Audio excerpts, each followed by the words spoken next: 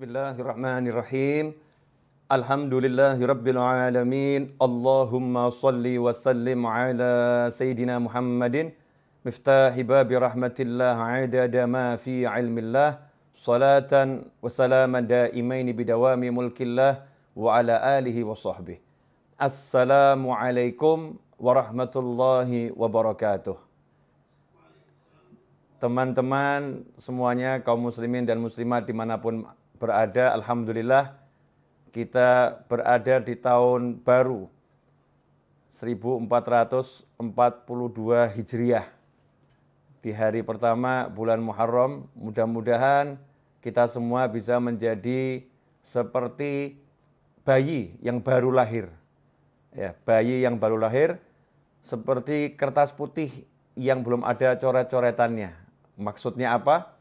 Tidak punya dosa, tidak punya salah, karena sudah diampuni, dimaafkan oleh Allah Subhanahu wa taala. Amin Allahumma amin. Yang lewat biarlah sudah lewat. Yang sekarang yuk kita isi dengan kebaikan, dinikmati. Yang akan datang itu misteri, kita nggak pernah tahu bisa sampai atau tidak, maka pasang niat yang baik-baik. Ya, pasang harapan yang besar.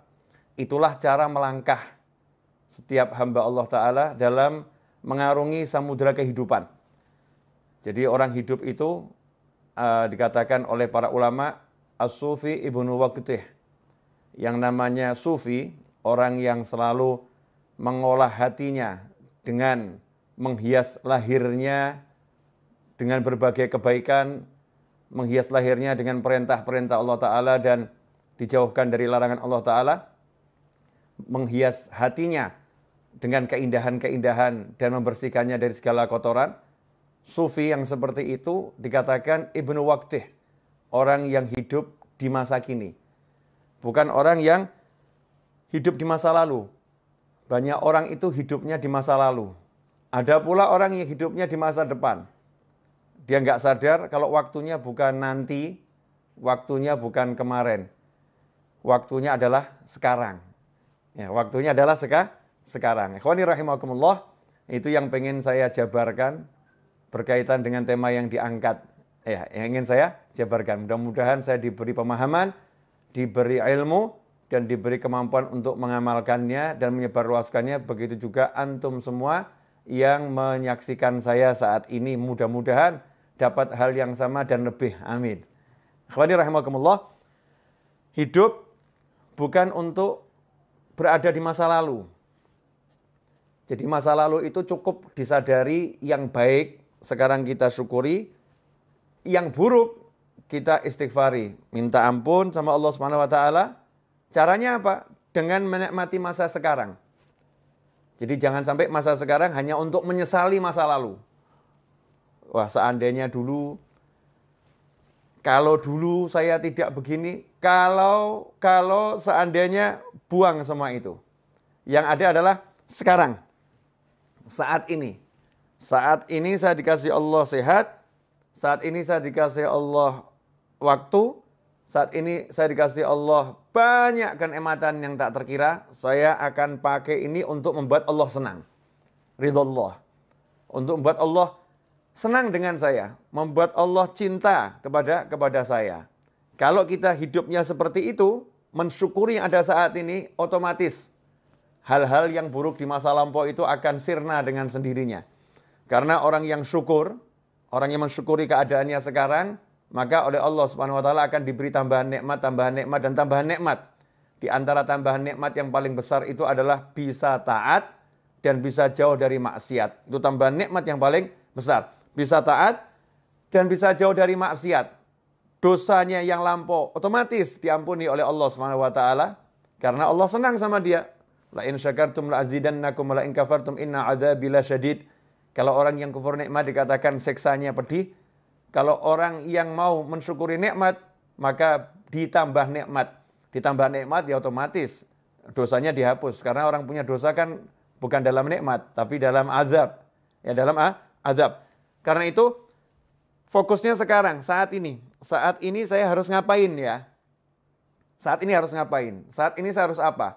Daripada mikir yang panjang-panjang, kalau saat ini lagi berada di hadapan orang tua, nikmati orang tua. Jangan di hadapan orang tua, mikirin yang di luar. Sehingga kehilangan waktu untuk taat. Karena waktunya sekarang lagi bersama orang tua, di hadapan orang tua, duduk sama orang tua, harus ngapain? Jalankan perintah Allah kepadamu terhadap orang tuamu. Perintah Allah kepada kita terhadap orang tua kita. Oh, kita harus memandangnya dengan cinta. Oh, mendengarkan ucapannya dengan sayang. Oh, saya harus ngomong dia dengan lemah lembut, gak boleh ngomong kasar. Oh, saya harus menyabarkan diri saya untuk duduk bersama orang tua saya. Ya, kalau udah begitu akan ditambah nikmat. Kalau nanti kita punya rencana bisnis setelah duduk sama orang tua, kalau nanti kita punya rencana apapun setelah duduk sama orang tua, nanti itu akan dibereskan dengan berkat yang sekarang ini kita syukuri. Yang sekarang kita syukuri, yang nanti dibereskan sama Allah Subhanahu wa taala, la azidannakum. Pasti aku tambah nikmat. Nah, ini ndak lagi sholat, sekarang waktunya sholat, mikirnya harusnya sholat. Waktunya sholat, mikirnya makan. Nanti saya habis sholat, saya mau keluar, saya mau pergi ke restoran ini. Saya mau ketemu sama teman-teman saya mau makan di warung sana. Nanti habis sholat, saya mau cari di menu ya warung-warung online ya. Ada warung online banyak, restoran online, saya mau cari menunya apa habis sholat. Tapi mikirnya dalam sholat. Sehingga kehilangan waktu sholat, nikmat sholat. Nah, begitu pula ketika duduk bersama pasangan hidup. Masya Allah. Ada suamimu, ada istrimu. Duduk bersama, asyik. Gak usah ngobrolin orang lain. Yang aneh itu ketika duduk bersama ngomongkan orang lain. Ya, kecuali kalau obrolan itu obrolan yang bawa kebaikan, artinya ngomongkan yang baik-baik. Lagi belajar bersama, kita ngobrolkan kebaikan orang lain untuk dicontoh. Tapi gak usah ngobrolin hal-hal yang gak enak yang dialami orang lain atau gak enak tentang orang lain. Sehingga kehilangan kenikmatan ngobrol dengan dirinya berdua. Yang lebih aneh, duduk bersama pasangan tapi ngobrolnya sama handphone. Ya, ngobrolnya sama handphone. Kehilangan kenikmatan saat ini. Saat ini lagi ngapain? Lagi duduk sama pasangan hidup saya. Ya udah, duduk dinikmati bersama pasangannya. Caranya bagaimana? Ajak ngobrol tentang ilmunya Allah Subhanahu wa taala. Ya, ajak ngobrol tentang bagaimana sholat. Ajak ngobrol tentang bagaimana zikir. Bukan ngobrol yang nggak ada manfaatnya. Menyesali masa lampau. Wah, kemarin itu ya, seandainya saya jadi transaksi, saya akan dapat duit banyak. Oh, nggak jadi kok dibahas. Ya, nggak jadi kok dibahas. Wah, seandainya kemarin itu kita beli rumahnya, kita akan untung sekian. Oh, nggak dibeli kok dibahas. Nggak dibeli kok dibahas. Jadi hidupnya di masa lampau, duduk bersama pasangannya bukan ngobrolkan akhirat, yang diobrolkan al-fulus, wal duit, dinar, wa dirham. Yang diobrolkan cuma uang dan uang dan uang. Ad-dunya, wa dunya, wa dunya. Sehingga nggak ada kenikmatan. Dalam obrolan itu bahkan susah rahmat mau turun. Rahmat mau turun itu susah. Karena obrolannya bukan dalam taat pada Allah Subhanahu wa taala. Coba kalau duduknya itu ngobrol tentang ketaatan. Masya Allah. Nikmat. Contoh tentang ketaatan, bab masakan itu ketaatan loh. Suami sama istri duduk, makan sayur asem. Suaminya ngomong, enak bener nih sayur asemnya nih. Ini kan lagi ngomentari makanannya istri, ya bersama istri di meja makan atau di tempat makan. Enak bener ini, Masya Allah. Seger badan jadinya rasanya. Istri yang jawab, ini mas bisa aja. Padahal ini gak enak nih pasti ini. Nyindir-nyindir ini. Enggak nih enak bener ini. Kelihatannya obrolan biasa, tapi ini taat. Sebagaimana disebutkan dalam sebuah riwayat, dudukmu bersama pasangan hidupmu untuk menyenangkan hatinya di jalan Allah Ta'ala lebih utama daripada iktikaf di masjidku ini 1 tahun. Kama qala SAW. Di riwayat seperti itu. Itu nikmat. Kemudian yang lebih menyedihkan lagi, waktunya sekarang untuk melamunkan masa depan. Melamunkan. Nanti kalau rumah itu laku, saya mau beli mobil. Nanti kalau tanah yang di sana laku, saya mau beli rumah. nanti, sementara dia sekarang nggak mau kerja. Jadi sekarang ini hidupnya cuman nganggur, nggak mau bergerak. Nah ini kasihan nih. Ini namanya bukan punya cita-cita. Itu namanya melamun dalam syariat. Jadi cita-cita sama melamun itu beda. Ya, dikatakan kalau yang cita-cita itu bagus, tapi kalau melamun itu dari syaitan. Kalau melamun itu dari setan. Apa bedanya orang melamun sama cita-cita? Kalau orang punya cita-cita, nanti kalau rumah itu laku, saya mau beli mobil. Ya. Kalau sekedar begitu namanya ngelamun. Kalau cita-cita dia tidak pakai ngomong kalau nanti rumah itu laku. Waktunya sekarang langsung dipakai untuk jual rumah. Iklan sana, iklan sini, telepon sana, telepon sini. Ini rumah saya jual, banting harga, diskon 200%. Masya Allah. Ya, apanya yang 200% kan belum dijelaskan, kasih bintang kecil 1. Ini biasanya teknik iklan nih. Bintang kecil. Pak, ini maksudnya diskon 200% apa nih? Ya, 200% itu maksudnya begini, biaya ini saya hapuskan semua. Hilang biayanya itu. Nih, buat orang mau telepon, teknik periklanan dipelajari. Kemudian dia mulai ambil tasbihnya. Dia baca sholawat sebanyak mungkin, tawassul dengan sholawatnya. Mudah-mudahan ada pembeli yang datang. Nah ini namanya kalau rumah itu nanti laku, saya mau beli mobil. Misal begitu. Kalau tanah yang di sana laku, saya akan hajikan Bapak. Masya Allah. Itu bagus, tapi ngelamun. Ya melamun jelek. Cita-cita bagaimana? Kalau rumah itu laku, tanah yang di sana laku, saya akan hajikan Bapak. Langsung mana KTP-nya? Mau daftar tidak butuh biaya kok. Mana KTP-nya? Diurus semuanya, udah bergerak nih ngurus. Kemudian mulai proses menjual di sana. Itu namanya bukan duduk melamun.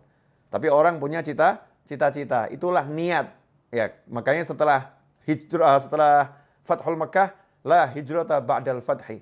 Setelah Fathul Makkah tidak ada lagi yang namanya hijrah. Dalam arti pindahnya dari Makkah ke Madinah. Walakin jihadun wa niyah. Yang ada adalah kesungguhan dalam berjuang dan niat yang baik. Nah, niat itu apa? Qasdu syai' muqtarinun bi fi'lih. Niat itu punya satu cita-cita yang segera diiringi perbuatan. Qasdu syai' muqtarinun bi fi'lih. Punya cita-cita, punya harapan, langsung ada aksi. Itu namanya niat. Kalau nggak ada aksi namanya malah melamun. Nah, di tahun yang baru ini jangan kita jadi orang yang sibuk melamun. Tapi jadilah orang yang sibuk beraksi. Jadilah orang yang sibuk mewujudkan cita-cita. Ya, cita-citanya mulai diwujudkan dengan apapun yang bisa, sebisanya. Karena itu tadi dalam profile picture saya dikatakan hidup bukan untuk dipikiri.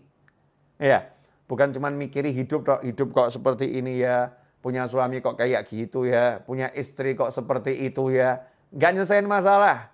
Ngomongkan yang nggak enak itu membuat semakin tidak enak. Memperbincangkan yang jelek membuat semakin jelek. Ya, memperbincangkan yang negatif menjadi energi yang negatif. Ngomong yang baik-baik maka menjadi yang baik. Ini yang ngomong bukan saya, yang ngomong Nabi Muhammad SAW. Man kana yu'minu billahi wal yaumil akhir fal yaqul khairan au liyasmut. Barang siapa iman, percaya, man kana yu'minu billahi wal yaumil akhir, kepada Allah dan hari akhir, fal yaqul khairan, hendaknya dia ngomong yang baik. Ngomong yang baik. Kalau tidak bisa, diam saja. Bahkan sampai komentari makanan yang nggak enak itu nggak boleh. Kalau suka, makan. Ya. Kalau suka, makan. Kalau enak itu dikomentari yang positif. Kalau nggak enak, diam. Nggak usah dimakan. Dan diam, jangan dikomentari. Karena mengomentari makanan yang nggak enak itu nggak boleh. Yang mencela makanan itu nggak boleh. Tapi Habib, saya pengen ini masakannya jadi enak. Ini makanannya nggak enak. Gimana cara komentarinya? Ya, komentari yang cerdas. Yang sesuai syariat. Caranya gimana? Makanan ini enaknya luar biasa. Kalau garamnya dinaikkan sedikit. Ya, garamnya tambah sedikit, enaknya luar biasa. Positif. Bukan hal yang negatif. Itu yang diajarkan Nabi Muhammad SAW. Rasul nggak suka kita ngomong yang negatif, ngomong yang jelek-jelek, ngomong yang buruk-buruk. Ngomong yang buruk mendatangkan keburukan. Ngomong yang jelek mendatangkan kejelekan. Suasananya nggak enak. Ruhaniyahnya nggak enak. Karena itu ikhwani rahimakumullah, hidup bukan untuk dipikiri. Mikirin yang kemarin-kemarin apalagi, Masya Allah. Kemarin saya kok, sholat subuhnya terlambat ya. dulu ya sholat subuhnya terlambat. Mikirin doang. Mikirin tok. Ya, nggak ada manfaatnya. Bukan begitu caranya. Caranya apa? Cukup dengan satu kalimat dalam hati, kemarin saya banyak dosa, sekarang saya mau banyak taat. Selesai. Jadi bukan waktunya habis untuk mikir kemarin kok sholat subuh begini ya, kemarin ya sholat zuhurnya begini ya, kemarin mikir aja. Waktunya mikir yang tadi itu, kalau udah untuk aksi, Masya Allah. Langsung dia banyak sholat sunnahnya. Ditanya sama orang, kenapa kamu banyak sholat sunnah? Wah, sholat saya yang dulu-dulu tidak beres nih. Ini sunnahnya buat nambah ini. Kemudian dia kodok sholatnya. Kodok, kenapa kamu kodok sholatmu? Wah, dulu saya sering subuh nggak sholat ini. Sekarang saya mau kodok sekarang ini. Saya mau kodok sekarang. Jadi bukan hidup dalam lamunan, tapi hidup dalam aksi. Kalau udah hidup kita dalam aksi ketaatan, maka hidup itu akan penuh dengan kenikmatan. Kalau hidup dalam aksi ketaatan, maka hidupnya akan penuh dalam kenikmatan. Karena itu para ulama mengatakan nikmat yang kami rasakan dalam hati ini, nikmat yang kami rasakan dalam hati, kalau para bisnismen, para raja, para penguasa mengerti nikmat yang kami rasakan, mereka akan berjuang untuk merebutnya dari kami dengan apapun yang bisa mereka lakukan. Kalau tahu ya, mereka akan merebutnya dengan apapun yang bisa mereka lakukan. Ya, tapi karena mereka nggak tahu, dan toh kalau tahu juga nggak bisa. Kenapa? Tempatnya di hati. Gimana mau merebut hati? Susah. Yang di hati mau diambil tuh susah, nggak bisa. Bisanya dengan cara melakukan hal yang sama. Kalau mau merasakan nikmat yang dimiliki oleh para aulia usholihin, nikmat yang dimiliki orang-orang soleh, ya tiru aja yang dilakukan orang-orang soleh. Nikmati apa yang dinikmati orang-orang soleh. Orang soleh nikmatnya duduk berzikir, tiru duduk berzikir. Orang soleh nikmatnya duduk baca Al-Quran, tiru duduk baca Al-Quran. Orang soleh nikmatnya duduk cari ilmu, tiru duduk cari ilmu. Orang soleh nikmatnya bersedekah, tiru ya hidup bersedekah. Orang soleh nikmatnya membantu orang lain, tiru bantu orang lain. Dan seterusnya dan seterusnya. Nanti Allah Ta'ala akan memberi kita rasa nikmat seperti beliau-beliau. Dan ketika kita mencontoh pun udah ada nikmatnya. Naik kadarnya, naik kadarnya, naik kadarnya. Dan terus akan semakin besar. Ikhwani rahimakumullah. Tentunya dalam menjalani hidup itu bukan untuk dipikiri tapi dijalani. Bukan berarti kemudian mulus. Dalam menjalani hidup, namanya juga manusia. Menjalani hidup pasti ada musuh. Nggak mungkin nggak punya musuh. Lantas siapa musuhnya? Jangan salah. Jangan menganggap manusia itu musuh. Karena manusia itu semuanya bersaudara. Semuanya kalau ditanya, kamu anak cucu siapa? Kami Bani Adam, anak cucu Adam. Semuanya saudara. Ya, manusia itu semuanya bersaudara. Memang tingkat persaudaraannya beda-beda. Tapi pada aslinya semua manusia bersaudara. Musuhnya manusia itu adalah siapa? Ya, wahfadil qalba an yulima bihi syaitan wan nafsu wal hawa wad daniyah. Pertama setan, kedua nafsu, yang ketiga hawa alias ego, yang keempat daniyah, dunia. Itu musuhnya manusia. Setan, nafsu, hawa, dunia. Setan jelas nggak kelihatan. Kadang-kadang setannya juga menjelma jadi manusia, betul-betul menjelma jadi manusia. Kadang-kadang, dan itu sering, setannya menggunakan manusia, masuk dalam tubuhnya manusia, berbicara sebagai manusia, bertindak sebagai manusia, menulis sebagai manusia, padahal semua itu setan yang melakukannya, setan yang mengontrolnya, setan yang berbuatnya. Itu musuh yang pertama. Kemudian nafsu. Nafsu itu adalah kendaraan. Karena nafsu adalah keinginan. Kalau nggak punya nafsu, bahaya. Nggak punya nafsu makan, nggak punya nafsu minum, nggak punya nafsu hidup, repot tuh. Jadinya putus asa. Nafsu itu untuk dikendalikan.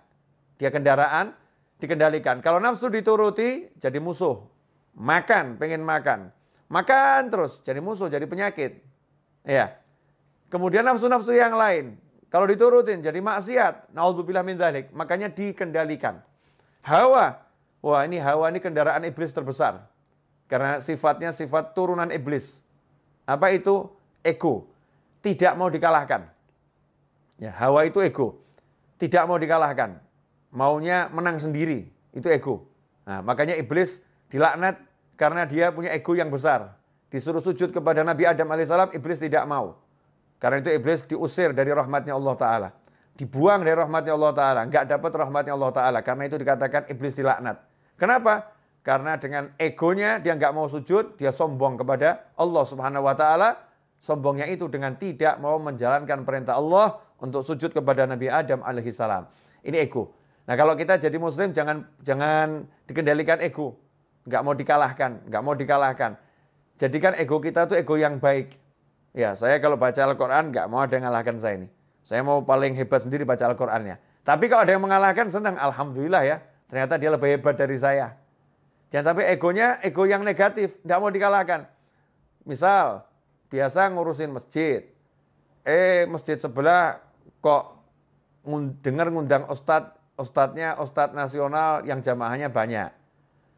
Masjid kita ngundang ustadz itu, ustadznya nggak mau datang. Egonya muncul, nggak mau dikalahkan. Buat segala macam cara, kalau di tempat saya nggak bisa, di tempat dia juga harus nggak bisa. Ya akhirnya membuat berbagai fitnah. Gimana caranya biar pengajiannya batal? Ini ego yang buruk. Naudzubillah min dzalik. Di kantor, ya, tidak mau dikalahkan jabatannya dengan kawan-kawannya. Dengar kok ada satu kawannya naik pangkat, mau diletakkan di jabatan yang lebih tinggi. Wah, tidak mau dikalahkan dia, nih muncul egonya. Terus gimana caranya?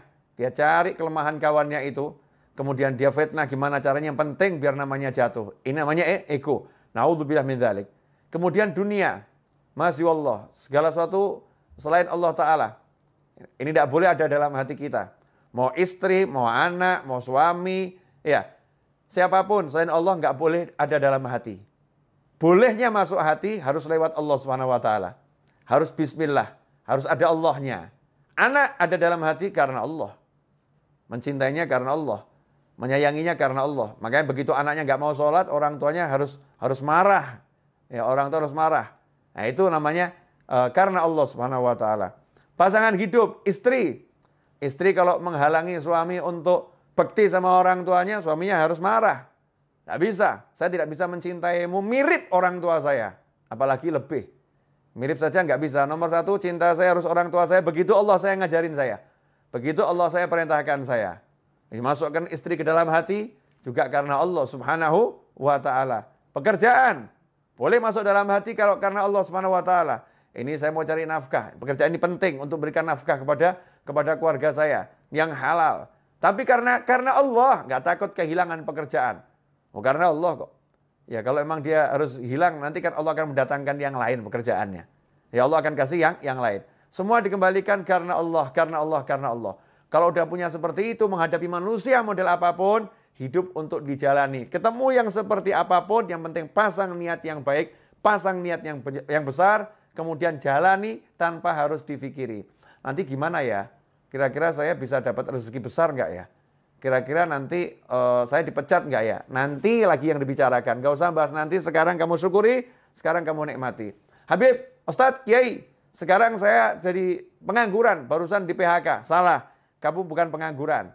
Tapi kamu dipindahkan dari satu lapangan pekerjaan ke banyak lapangan pekerjaan yang lain. Tadinya kamu cuma kerja di satu kantor, sekarang kamu di PHK, berarti kamu punya kantor unlimited. Karena kamu bisa buat kantor model apapun. Yang jadi masalah, kamu mau nggak? Ya, kamu mau atau tidak? Kamu menganggap dirimu pengangguran, atau dirimu adalah orang yang punya kesempatan kerja lebih besar. Terserah, itu pola pikir kita masing-masing. Mau mikir yang benar, atau mikir yang salah. Kalau udah bisa gitu, enak itu. Dimanapun kita hidup, yang ada adalah asyik. Karena orang yang syukur itu nggak akan berada dalam sengsara. Orang yang syukur selalu dalam nikmat dan nikmat dan nikmat dan nikmat. Ikhwani rahimakumullah. Nah, merdeka. Ya itulah orang yang merdeka. Orang yang merdeka itu seperti ketika Pak Karno dan Bung Hatta serta tokoh-tokoh nasional, para ulama memproklamirkan kemerdekaan. Maaf, belum ada negara yang mengakui secara tertulis Indonesia sebagai negara. Belum ada. Kalau mikir gitu, kapan merdekanya? Ini kita belum kontak negara-negara lain loh. Ada yang dukung enggak ya? Nanti kira-kira gimana ini kalau setelah kita proklamirkan seperti apa ya? Kalau mikir begitu nggak pernah merdeka Indonesia. Tapi langsung pekik merdeka diteriakkan, 17 Agustus 45 diproklamirkan, ya merdekalah kita. Setelah itu baru kita urus. Bergerak. menjalani kehidupan kemerdekaan. Pasang niat yang besar menjadi bangsa yang merdeka. Hasilnya apa? Merdeka. Ada kurang lebih 10 negara memberikan dukungan atas kemerdekaan Indonesia. Diawali Palestina, Mesir, Yaman, Saudi Arabia, dan seterusnya.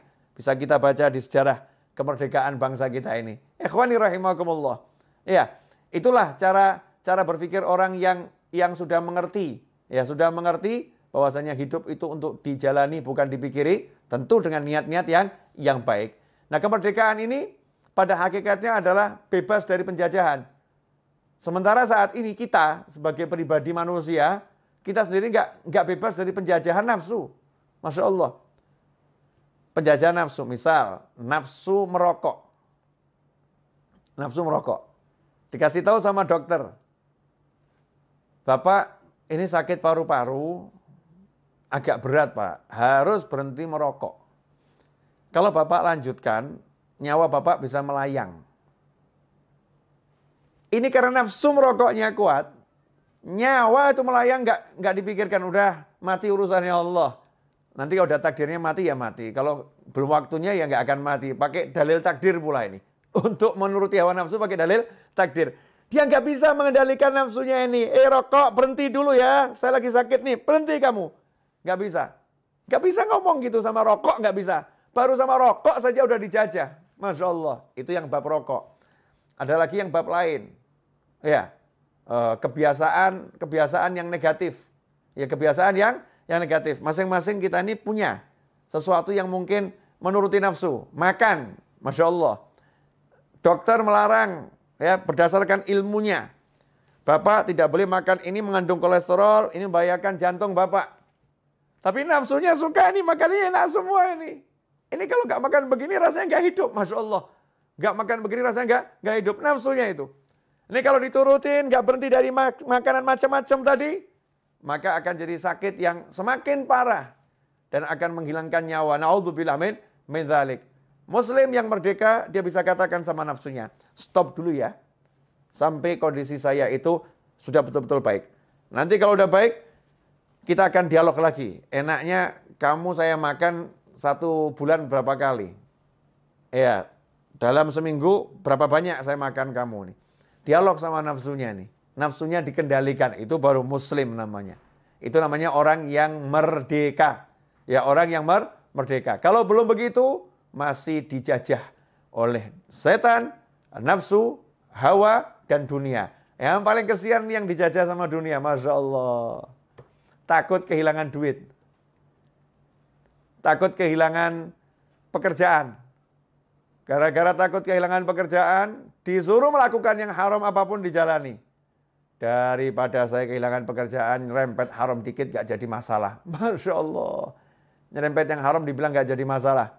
Na'udzubillah min dzalik. Gara-gara takut kehilangan pekerjaan, jelas-jelas ibunya di desa memanggil, nak pulang, temanin ibu. Ibu sudah tua, ibu gak mau meninggal sendirian. Pulang kamu nak, temanin ibu. Dia katakan, maaf bu, saya gak bisa pulang. Kalau saya pulang saya dipecat dari kantor. Takut kehilangan kantor. Gak takut kehilangan ibu dan ridho Allah subhanahu wa ta'ala. Masya Allah. Ini dijajah yang luar biasa oleh yang namanya dunia. Ikhwani rahimakumullah. Dunia ini bisa menjelma menjadi macam-macam bentuk. Ya, macam-macam bentuk.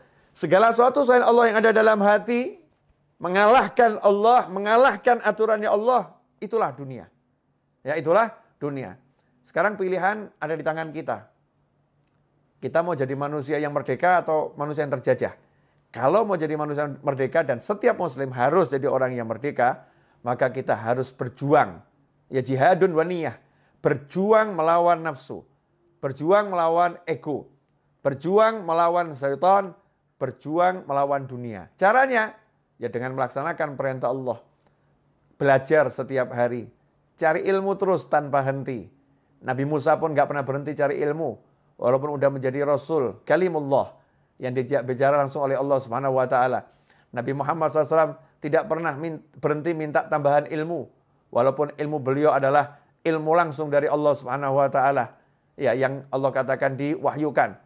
Kalau bicara Rasulullah semuanya itu wahyu ada dalam hati Nabi Muhammad SAW. Rasul masih suruh minta terus sama Allah. Wa qur rabbi zidni ilma. Ya Allah, berilah aku tambahan ilmu. Ikhwani rahimakumullah. Karena itu dalam mengisi kemerdekaan dan mengisi sisa-sisa waktu yang kita miliki dalam perjalanan hidup sampai nanti akhir usia, maka tidak ada yang lebih baik daripada mengisinya dengan ilmu dan amal soleh. Ilmu dan amal soleh. Insya Allah kalau begitu, hidup kita akan penuh dengan ketenangan, kenyamanan, dan kebahagiaan. Jazakumullah khairan. Ini yang bisa saya sampaikan. Waktu saya keselebihnya saya kembalikan kepada yang